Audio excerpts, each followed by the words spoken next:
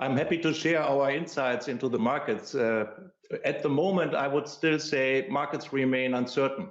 There's a trend that is for sure improving versus previous year, and the outlook is maybe a bit more encouraging, but volatility and uncertainty remain. How much have you been able to put up prices at this point to customers? I mean, I get the sense that there are some businesses that have moved to air freight perhaps and faster delivery forms because they want the certainty of having the transaction completed in a timely fashion, given other challenges at the moment. To what extent has that allowed you to move up prices? So price is a matter of supply and demand, and supply is very tight, both in shipping, container shipping, as well as in air freight. So we build prices together with our partners, the suppliers, and our customers, and we try to find the best solution for our customers, while we sometimes even switch mode during the journey, the mode of transport. So a air freight shipment might be too expensive for some of our customers in certain industries, but we could combine it with a sea and air solution.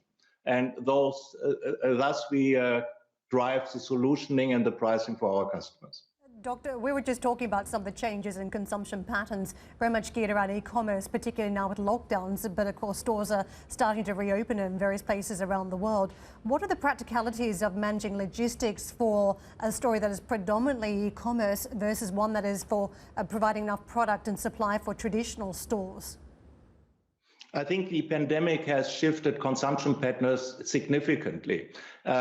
Not only how we consume and how we order, but also what we order. At the moment, it's about home, garden, house, sports and leisure that you can do on your own.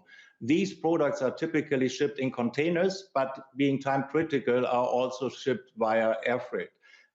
The customer base that we have seen have shifted to an e-commerce sales channel very much. At the moment, the expectation is that this will not return to a normal consumption pattern throughout this year. Can I ask you about this recent deal that you had in the month of February to buy the Asian logistics firm Apex, because it jumped out for a number of reasons. It has a huge focus on the Asian market, particularly China. Was this about connecting up the network, having access points into China, or was it tapping into the growth story in that part of the world? Right. So we have been active in Asia for over 50 years, and we employ more than 10,000 people in virtually every country in the Asia-Pacific region. While we have grown double-digit over the past decades, we were seeking a more pronounced footprint on the so-called Trans-Pacific and also in the intra-Asian market. Apex, the company we are going to buy, is a very proven air freight logistics provider with a strong footprint in intra-Asia and also Trans-Pacific markets. In addition, they have an e-commerce solutioning and also e-mobility solutioning that could be of interest for our customer base. So I hope you don't mind me asking you a question about Brexit, because there's a wonderful page on your website that says your easy Brexit solution, where I know for a fact, and you'll know better than I, how difficult so many hauliers and logistics companies and people having to deal with these extraordinary customs requirements have found it as well.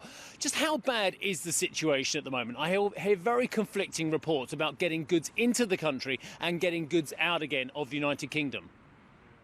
While we have seen a lot of congestion on TV and broadcasts like yourselves end of last year, these pictures are not to be seen at the moment. The problem is that for 30, 40 years, people were not used for customs clearance processes when they crossed the border between the UK and Europe. This has changed significantly. So we trained thousands of our customers end of last year and are ongoingly training them. But it is a cumbersome process. It's a change in your behavior. And it starts with all the documentation that you have to file or upload. Our easy Brexit solution helps to pre-clear customs pre-transportation and to make sure all the documentation is uploaded and ready. Even the authority for someone on the other side of the channel, wherever it is, to custom clear your goods. And if you don't fill and file all those documents, your cargo will not move. Therefore, we don't see congestion because it starts already in the manufacturing sites on both sides of the channel. I hear reports that the UK government and indeed the European Commission are trying to find ways to actually make things a lot easier, certainly on those routes between Northern Ireland and England, Wales and Scotland as well. Do you think actually we are still at a crisis point, though, at certain points, i.e. the Republic of Ireland to Northern Ireland and Northern Ireland to the mainland UK? The volumes have significantly reduced, and we need a pragmatic solution. We have always advocated for free trade and an easy exchange of goods, but that's a political decision.